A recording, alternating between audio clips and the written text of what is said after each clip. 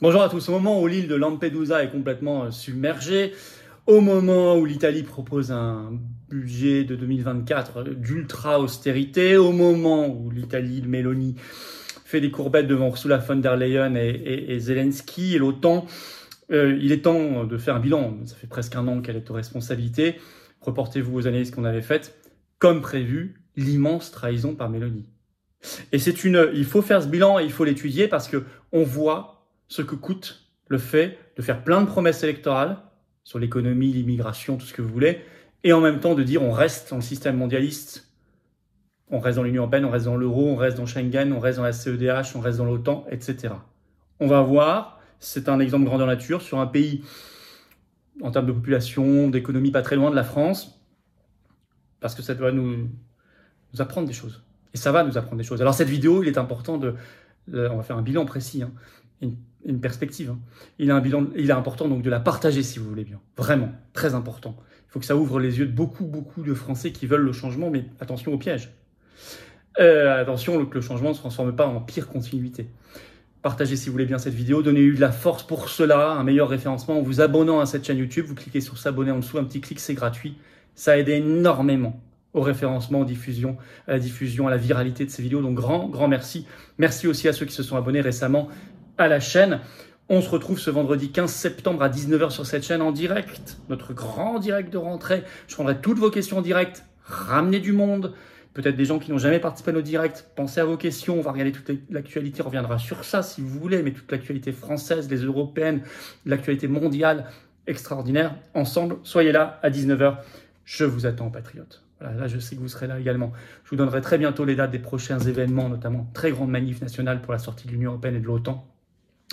Je vous parle de tout ça très bientôt, ce sera début octobre. Venez aux patriotes, venez vous battre, venez nous aider à organiser tout ça, venez apporter votre pierre à l'édifice, venez vous battre pour vos enfants, vos petits-enfants, votre pays, votre humanité, nos belles valeurs communes, dans un mouvement anti-oligarchique, sincère, réel, qui est dans le rassemblement, qui fait du concret. C'est magnifique, venez maintenant, pas demain, pas la semaine prochaine, pas l'an prochain, pas la Saint-Glinglin, venez maintenant, je vous attends. Vous pouvez adhérer ou reprendre votre adhésion annuelle si elle n'est plus à jour. Ou être nouvelle adhérent, c'est le même lien, c'est le premier sous la vidéo en description. Ce lien est également en commentaire épinglé, une petite fiche maintenant sur l'écran et dans les dernières secondes de la vidéo, le lien apparaîtra aussi sur l'écran. Choisissez. Faire un don de soutien au mouvement, c'est le deuxième lien sous la vidéo en description. Ça nous permet de financer la prochaine manif qui arrive. Arras qui a coûté plusieurs dizaines de milliers d'euros. Tous les jours des affiches, des tracts, les européennes qui arrivent. La très grande liste de rassemblement pour le Frexit en juin prochain qui va coûter plus d'1 million d'euros. Tout. Un mouvement qui n'a pas les millions d'euros d'aide publique qui coulent sur lui, comme sur les faux partis d'opposition, qui n'a pas les copains oligarques et banquiers, grands banquiers, non. Mais on a nos convictions, on est le plus grand mouvement souverainiste de France. Donnez si vous pouvez. Adhésion, réadhésion, dons sont défiscalisés aux 2 tiers pour vous. 2 tiers. Si vous mettez 100, ça vous coûte 30 en fait. En gros. Si vous mettez 300, ça vous coûte 100. Si vous mettez 6000, ça vous coûte 2000. Si vous mettez 20, ça vous coûte 7. Si vous mettez 10, ça vous coûte 3. Choisissez. Bravo aux donateurs, aux réadhérents, bienvenue. Aux nouveaux adhérents, patriotes du fond du cœur. Alors Meloni, comme prévu, l'immense trahison. Elle nous fait une Tsipras. Peut-être même en pire. Sur l'économie, sur l'immigration, sur la politique étrangère, on va tout passer en revue. Il n'y a pas d'issue, si vous savez, aujourd'hui, c'est tellement cadenassé. Si vous êtes resté dans l'Union européenne, dans l'euro, dans Schengen, dans la CEDH, dans l'OTAN, il n'y a pas d'issue. Alors attention, notamment le Frexit, l'Italexit pour eux, la sortie de l'Union européenne, je l'ai toujours dit, c'est une condition nécessaire, pas suffisante. Il faut changer le personnel politique et il faut changer les politiques. Mais c'est nécessaire. Tant qu'il n'y a pas ça, on discute de rien. La preuve par Meloni. Et on va le voir aujourd'hui. Alors, très vite, en fait, elle a trahi. Vous allez voir, il y avait un article dès janvier 2023, 3 mois après son élection, qui avait déjà tout compris, notamment les subterfuges médiatiques qu'elle utilise pour en lancer des petits os à ronger à son électorat parce qu'elle trahit tout le reste. Ça, c'est une technique connue, la diversion. Elle a été élue donc en octobre 2022, elle est rentrée en fonction le 22 octobre 2022, presque il y a un an. Trahison très vite. L'article est toujours en ligne, c'est une analyse très profonde faite par l'IRIS, l'Institut des Relations Internationales Stratégiques, qui était sorti le 25 janvier 2023 sur leur site internet. Le titre, c'était « 100 jours après son intronisation, quel bilan pour le gouvernement Meloni ?» À l'époque, on était 100 jours après. Et il y a tout de suite le premier sous-titre, « L'Union européenne rassurée ». Je cite, « Madame Meloni a donc décidé de rester sur la lignée de Mario Draghi en ce qui concerne les dynamiques européennes, comme sur l'Ukraine par exemple. » Déjà, ça dit tout. Continuité avec Draghi. Et on le voit aussi dès les premières nominations. Par exemple, elle a nommé comme ministre des Affaires étrangères en Italie Antonio Tajani, qui a été président du Parlement européen, vraiment un homme du système. Et elle a nommé Raffaele Fitto, d'une sorte de centre-droit européiste, comme ministre pour l'Europe. Donc ça voulait tout dire. Et il y a eu des trahisons très vite. Par exemple, elle avait promis aux gens de sauver l'argent liquide et de dire il n'y aurait plus obligatoirement paiement par carte pour les achats inférieurs à 60 €. Et écrit cette analyse de l'IRIS dès janvier 2023, je cite, « Le gouvernement italien est revenu sur ses pas, sur cette affaire, après une rencontre entre Giorgia Meloni et Ursula von der Leyen. » Donc Ursula von der Leyen a dit non, tu ne feras rien pour l'argent liquide. Et elle s'est couchée, Meloni s'est couchée. Alors il y a les stratégies, je vous l'ai dit, des leurres. On envoie des leurres médiatiques, la diversion. C'est classique quand on refuse la souveraineté. Quand on refuse la souveraineté, qu'est-ce qu'on fait? On va aux marges de la politique. On fait des petits trucs, parfois un peu symboliques, pour faire plaisir à son électorat, pensant le tromper. Et ça, tout de suite, l'IRIS l'avait analysé. Je vais vous lire un extrait de l'article, c'est très clair. Nous ne pouvons que noter l'utilisation de certains subterfuges médiatiques qui font écran de fumée pour masquer un manquement dans la réalisation d'objectifs. La présidente Meloni joue très bien, présidente du Conseil, la carte des polémiques sans incidence, comme la question du genre pour son appellation de président, qu'elle veut au masculin, ou des réflexions provocatrices envers les journalistes, suscitant l'indignation de ceux-ci. Elle crée volontairement des polémiques, mais en fait, à la fin, ça ne change rien à la vie des Italiens. Des leurres qui attirent la presse dans des controverses sans grande importance et qui font diversion par rapport aux vrais problèmes. Il faut ajouter à cette stratégie l'aubaine de l'arrestation de Matteo Messina Denaro, parrain de la mafia sicilienne arrêté le 16 janvier 2023 après 30 ans de cavale, un coup médiatique important qui permet au gouvernement de se targuer d'une arrestation exceptionnelle et de répondre aux détracteurs de ce gouvernement. Tous ces éléments renvoient au non-respect du programme électoral annoncé, tout du moins pour l'instant. Vous voyez, on fait exprès de créer une polémique avec un journaliste pour qu'on parle de ça pendant 3 semaines. Pendant ce temps-là, on peut trahir sur l'économie, l'immigration et tout le reste. Par exemple. C'est très bien analysé, je voulais vous le lire. Alors, économie. Là, tout récemment, il y a une accélération dans les trahisons, rupture avec les promesses de campagne au nom de l'Union européenne, notamment quand a été présenté le projet de budget, on va parler ensuite de Lampedusa notamment, quand a été présenté le projet de budget italien 2024, là, ces derniers jours. Par exemple, l'article de BFM TV ce 8 septembre, le titre « Loin de ses promesses électorales, Giorgia Meloni est contrainte d'adopter un budget de rigueur pour 2024. » Je cite toujours, « Elle compte serrer la vis afin de donner des gages sur la rigueur des comptes à Bruxelles, quitte à renoncer au moins temporairement aux promesses électorales. » À mon avis, le temporairement va très vite se transformer en définitivement. Alors dans ce budget, il y a notamment des nouvelles privatisations pour faire plaisir à Bruxelles. Il faut dire que la croissance italienne est en berne, moins 0,4% du PIB au deuxième trimestre 2023. Je cite, le gouvernement doit envoyer sa copie à Bruxelles d'ici la mi-octobre. Par ailleurs, Bruxelles fait un chantage au plan de relance. Vous savez, le plan de relance juillet 2020, plan de relance Covid. Il y avait un article de Réactive dès le 10 juillet dernier qui le notait, je cite, « Ursula von der Leyen ferait pression pour débloquer la 3e tranche du plan de relance italien. » Le versement de la 3e tranche, je cite toujours, est actuellement suspendu car l'Italie n'a pas atteint les objectifs fixés par Bruxelles. L'Union attend des projets concrets.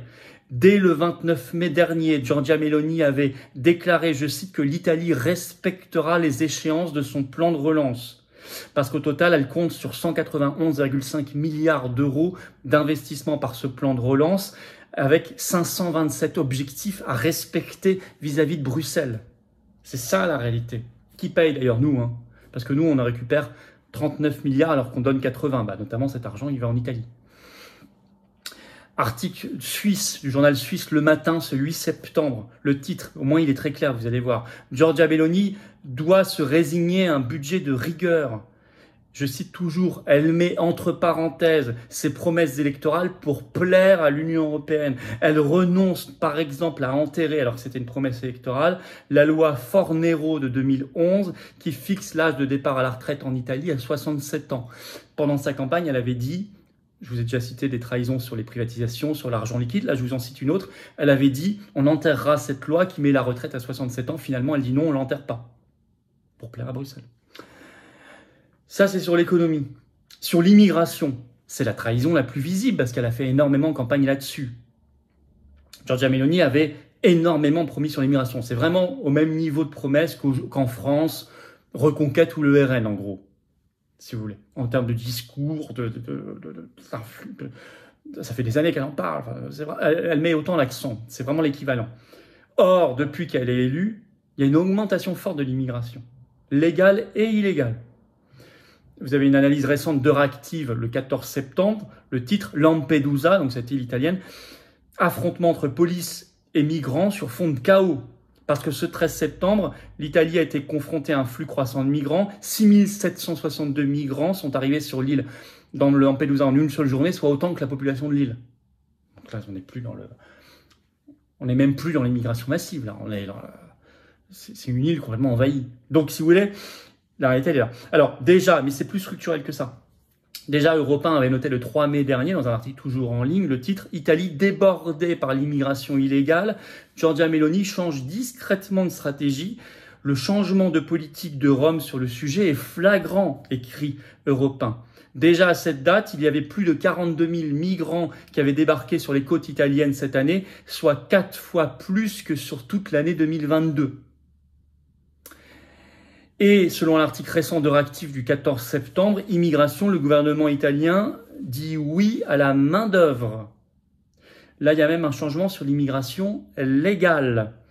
Dès le mois de mars dernier, le ministre italien du gouvernement Meloni, le ministre de l'Agriculture qui s'appelle Francesco Lollobrigida, a déclaré « Nous travaillons cette année pour faire entrer légalement presque 500 000 immigrés en situation régulière ».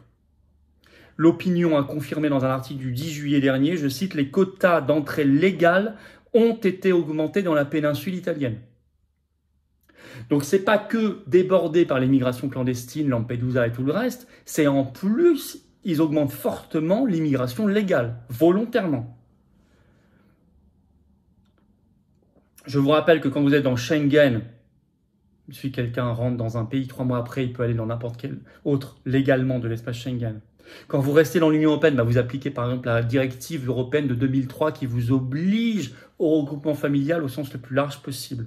Quand vous restez dans l'Union européenne, vous appliquez toute la politique de l'asile qui va être aggravée par le nouveau pacte asile-immigration. Quand vous restez dans la CEDH, vous n'avez pas le droit d'expulser les gens, c'est extrêmement compliqué.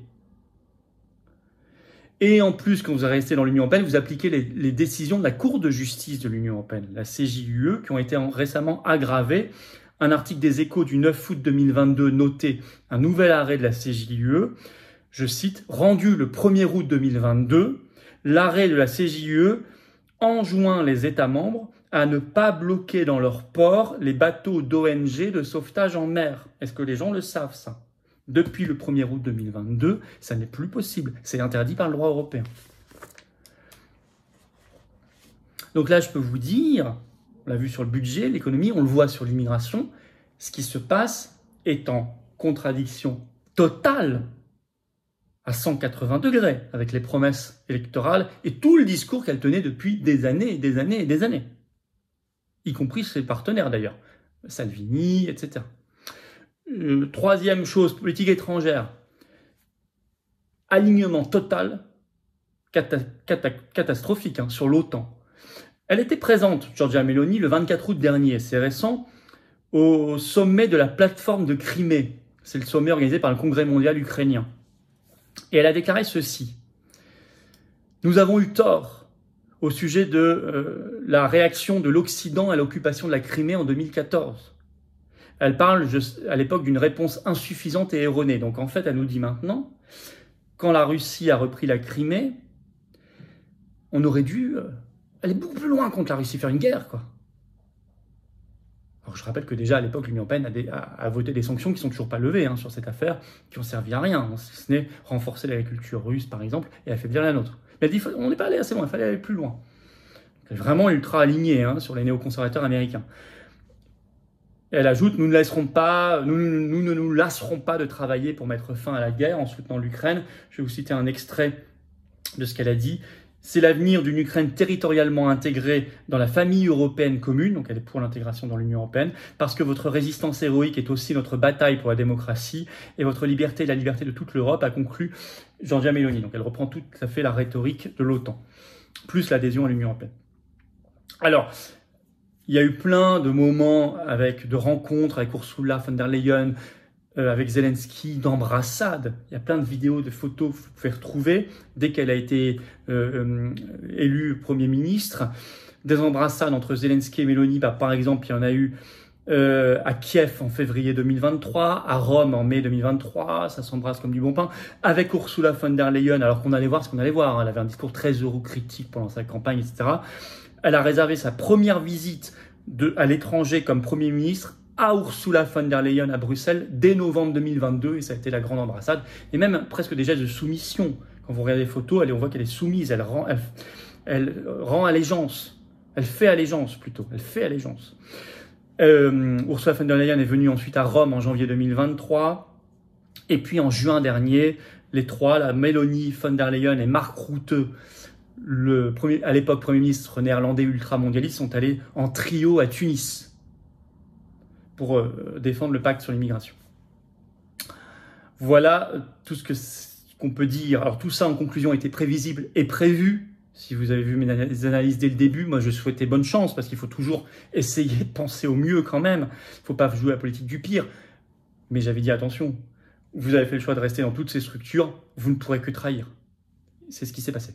On avait raison. Alors que je vous signale que d'autres, chez Reconquête et Rennes, on dit tout de suite, on fera la même chose, c'est formidable. Ils ont même fait des affiches en mettant en avant Meloni. Maintenant, ils n'osent plus trop le faire, hein. Des déplacements et tout. N'oubliez jamais ça. C'est les faits qui montrent qui a raison ou pas. Hein. Ce sont les faits qui le montrent et le temps. Hein. Alors, c'est du déjà vu. Quand le Premier ministre grec Tsipras est arrivé en 2015, trahison au bout de 6 mois. On avait vu en 2020-2021 le chancelier autrichien Kurz qui avait aussi trahi. Et on avait vu déjà au sein du gouvernement italien comme ministre de l'Intérieur en 2019 Salvini qui n'avait pas du tout jugulé l'immigration, il ne l'avait même pas réduit du tout. Donc il y avait déjà des précédents, c'est toujours la même chose.